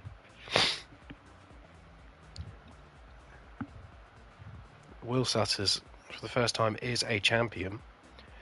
But, I mean, I can't hide my disappointment. I really can't. It is a bit bittersweet. Because that's not really the way, people want it to end. But here is Mr. Sutters himself. Hello. Will. Yes? It's not going to come to a shock of you that you just won that championship, but what the hell just happened? Jake's controller died going to the last corner. It certainly looked like that. On that lap. Because I could see him, I could tell he went on pause because the car jerked to the left off the line and his hazards were on. I was like, something's not right here. And then he obviously turned his controller back on and just said, shit, my controller's died. Yeah. I mean, you're going to watch back that commentary, and I do apologise, because I sound very disappointed, because that is a pretty shit way to end the season. Honestly, I was so looking forward to that last sort of fight. Well, I'm not sure if you two know what the points look like, but in those positions you two were in before Jake's controller died, Jake was leading by 2 points. In the end, Will, you did overtake Chubbs, and if Jake had stayed ahead of you two, Will, you would have won the championship by 1 point. We were kind of spoiled of that ending, unfortunately, but at the end of the day, even if Jake's controller didn't die, if you'd still managed to get Chubbs, you still would have won that championship by 1 point. In the end, you did win it regardless, by 14 mate, points. it's fucking solid. That's bittersweeted me at the end a little bit, mate. It's a disappointing ending. That is what I said when Will crossed the line. It's a bittersweet ending to the championship, but let's not hide the fact that Will would have won that championship even if Jake's controller didn't die there. So it was a close ending. Yeah, well deserved. Oh, thank you. I've never had to fight so fucking hard for championship before. Race 2 though, fucking hell, that battle between you two. If Jake's controller didn't die there, that battle was crucial. You do realise that, because Will, if you didn't overtake him on that last lap, you would have been equal on points going into that final race. Yeah, no, I sort of went into that last lap thinking I've got to do it now, and just decided to absolutely launch it up the inside, and then, when he held it round the outside going into the next S, luckily it managed to grip up and I got it to go in, but. If everyone wants to enter as well and get in we're going to do a little group photo as we always do. The only liveries I've got are Stein and Dom's, but Dom's not using his livery, so I don't know. I will spectate. Yeah. Alright. But There you are. So Will Sutters has won his first GTRC championship, and it is definitely a bittersweet way to end 15 it. seasons. Yeah, it did only take about 15 different championships, but he has won it. 2.5 years, yeah. And it's certainly not the way I'm sure he would have wanted to win it, but let's not hide the fact that even if Jake's controller didn't die, you would have won it by 1 point, which is more exciting, to be completely honest. And I'm upset that we were spoiled of that ending, but, you know, congratulations, mate. Well done. Oh, thank you very much. Yeah, solid run, mate. Thank you for, thank you for the fight, Jake, and thank you to you, Tom, for your fantastic commentary every week. It was a bit shit this week. Yeah, but yeah. Oh, well, I'll watch it back while having me dinner. I always do. So. But yeah, hopefully next season will be even better. I mean, 12 winners in a season. I know, that's crazy. After Tyler's done that, that's insane. We've had a new winner every single week, I'm pretty sure. Yeah, I mean, 1.5. No, I can't do maths. Yeah, 1.5 winners it equates to per round.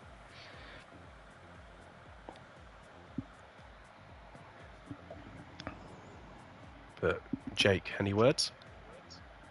No, not really. It's I'd be fucking. I'd accept it if it was done by 1 point on track, but that's sort of ruined it for me a little bit. But apart from that, well, I can't really say much, mate. You've been fucking well quick for this round, last round, pretty much all the rounds, to be honest. So yeah, solid. Yeah, well, I'm sure you'll end up winning season 2. I will put money on it.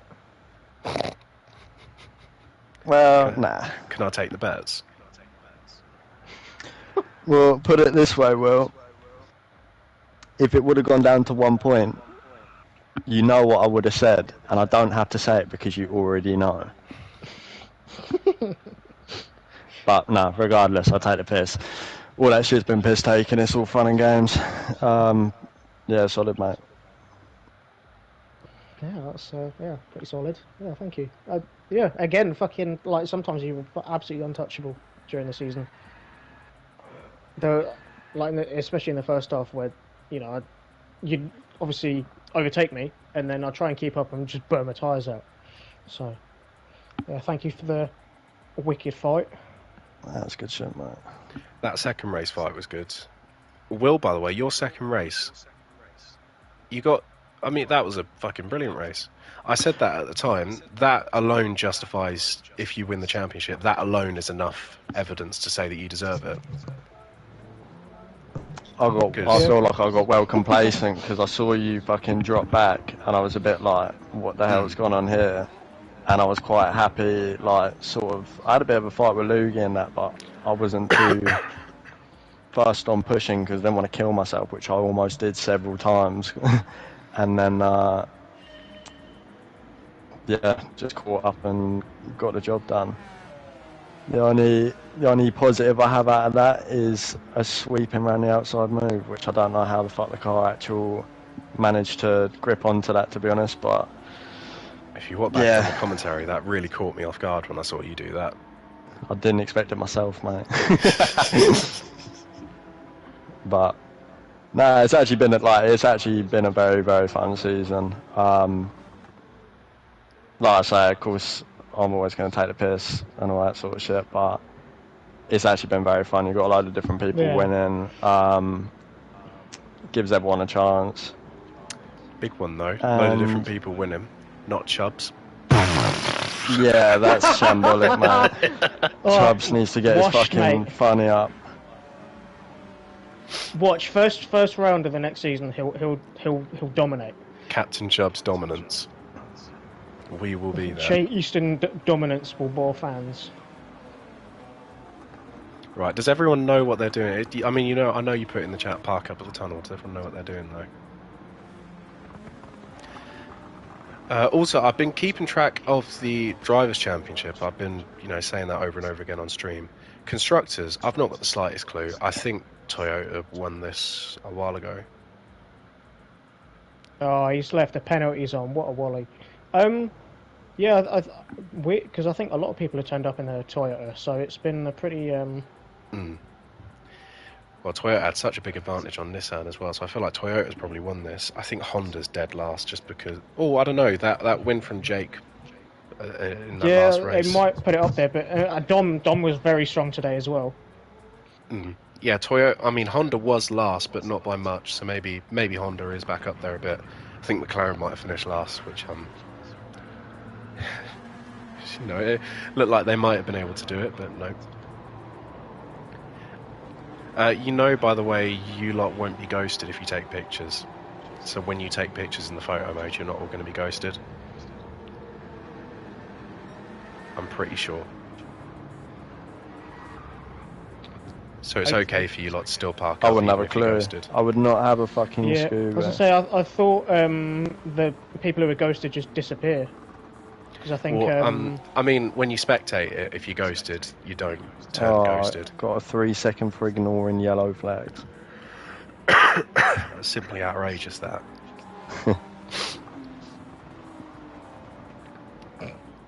Highlight of the season. Oh, highlight of the season. Highlight of the season. Super what are your two's favourite? Stein dominance. Either Stein's win or our fight at Yamagiwa.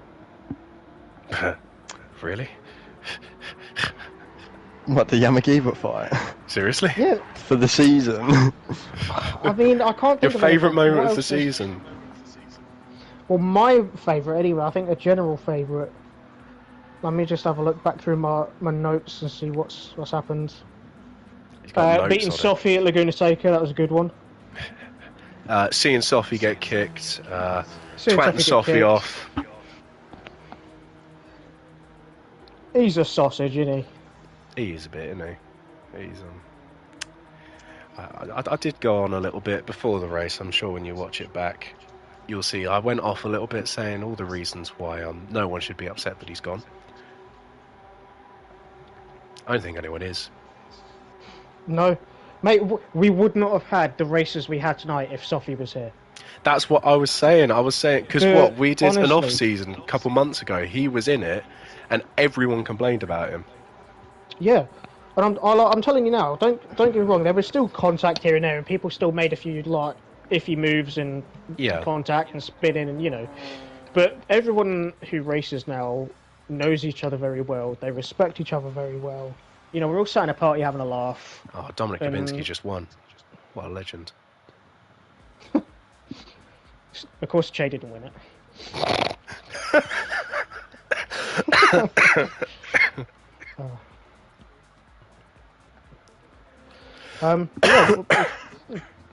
Should have kicked him sooner, to be honest.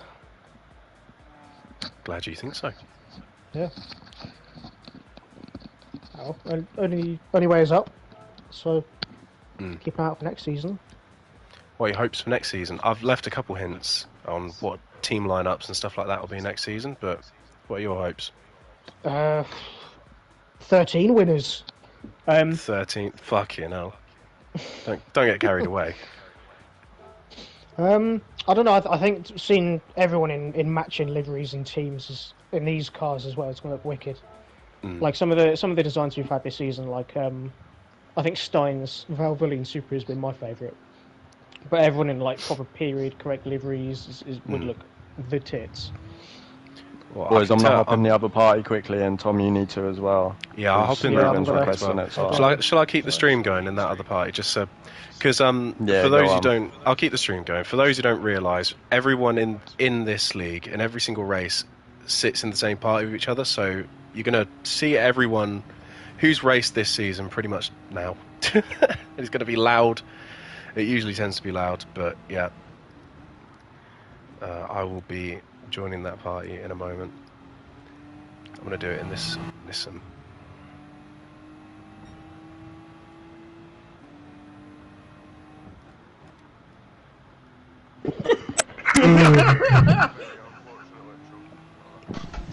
Yeah, it's fine. I'd probably have a broken controller if I was him. Stein disconnected. Stein did there's currently a DualSense 5-shaped hole in Jake's wall. What's that? No, I could never. Jake, you haven't smashed your TV again, have you? No. Wait, again? Again? What do you mean again? Right, I'm gonna tell you boys a Kavinsky. little story. I'm gonna tell you boys a little story, right? So this is when I had my wheel out.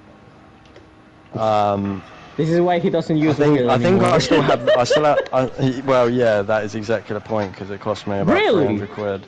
Ooh. Yeah, let me put it in the general chat if I still have it. I need to Dominic make still some has it. space to save some fucking replays. Alright. I'm gonna head off. I'm gonna sleep. Good night. Good night, Loogie. Good night, Loogie. Good night. Good night. Good night, Loogie. Good night. What about that? Nope. I love you, Loogie. There you are. So I was moving all of my stuff back after having my We are doing wheel photos in a out, sec. and then as just I'm trying to putting all my put some stuff back, space. I knock my TV and it smashes against the side of my bed, and then just fucking annihilates my TV. Ooh, And 'cause then you Dom lost a likes race to against say Dom. that. Yeah, Dom likes to say it's because I lost against Dom. But the only And reason you can see is the 'cause corner of my bed as well. it happened literally just after Dom won his first. He won his first race in like 6 months. Something stupid like that. Hmm. What the fuck with you? Yeah, sent him it's the savage, picture? innit? Yeah. Holy shit! And do you know what? The outside of the screen wasn't even cracked, it was the inside of the screen. So when you turn it off, it looked like it was fine. Oh Yeah, it's my fucking God. savage. Oh, But super, please. But how did you do it? Like, you were like, So this game like- is bullshit. Yeet. No, I have to like rearrange my whole room to get the fucking. Hold on, let me rejoin in now. I have See, to rearrange you my room cunts to like get the it. rig out. And then as I'm changing shit around, What? I knocked Basically, you it had and to it fell move stuff forward. to put the wheel and everything. Yeah, And, well, an accident happened. Okay, I see. yeah. And everyone laughed in the party and I was fucking fuming. Oh, no wonder. I don't even want to know how expensive was that. I was TV. absolutely seething, Oh, mate. my game just no crashed. idea. Right, never mind. We can't do it again. Should we all meet up can another someone time to do it? Yeah. I was gonna say, can Next someone week. upload all of the the replays from tonight? And Also the I deliveries. can get some photos. Also delivery. Yeah, I can. Oh, so we're not doing Oh photos. my god, oh, Sonic actually left the server. What the fuck? He bad. rage quit so badly he left the Discord. Who's done that? Cal, I Why? don't get why. Like he's fucking sound when he's like actually like having a decent race. You know, he just He's fucks just a. He's, yeah. It was a racing instance. Because people were all riding a little bit, like. he got Were they, pissed or off. was it just the lag? I did catch that, chumps. It weren't me. I missed Oh, my was braking it point not? quite a few times. Oh, you But missed as your you see braking in the third race, like when I found my braking point, I was still quite fast, you know. Is that Pine? Mm-hmm. Oh. Well, you never saw me ride, wall riding. I actually 100%. did, to be fair. I actually did. I don't think you did. Like that must have been a bit of lag, Oh, was it? because I never done it once. When you lagged against the wall and went 3/10 quicker. Mate, No, the amount of times I missed my Chop swerved me braking point. into the second turn, and he was like, "Oh, do you know the slipstream around here?" And then would just absolutely decimate the back of my car. Yeah, but the slipstream gamed you like 2-3 attempts, no? Like, I don't see the problem there. Jake's gonna have something to say about that. All I can say, yeah, is I saw fucking Dom, Loogie, and like 3 other people doing it. And I was like, you know what, fuck it, I'm doing it. Like, Yeah, I didn't do it in the first I was race. the same, like... I didn't do it in the first You can race. beat I him, join absolutely him. mullered my softs. I lost all the positions, so I was like, you know what, fuck it, I'm doing it now. Bollocks. You know what I mean? Still didn't win a race, though. No. Ow. Alright, I'm gonna GTFLH. Because Tyler didn't understand it. He didn't want the slipstream round that corner. and I he did in braked the and first backed me race when I over. was at the back by myself and with Luke I did it, and I didn't do it in the other two. See, I only done it in the wet race, to be fair. I only did it in the one where I was at the back by myself because it was just like stupid me driving around properly. Yeah, I dropped to the I back, wonder if got next to the time front, we can do it and then, on the reverse, you braked. on reverse, I mean. Because I think the reverse is actually more fun even. Right. But hey, Yeah, I got my car right. I finished 11th in that wet race still. Right, I've muted them all just to say thank you everyone for watching this season, for watching all of the races. If you have been watching all the races, and if you've just caught this race, then thank you for watching this race. It's been an exciting end to the championship.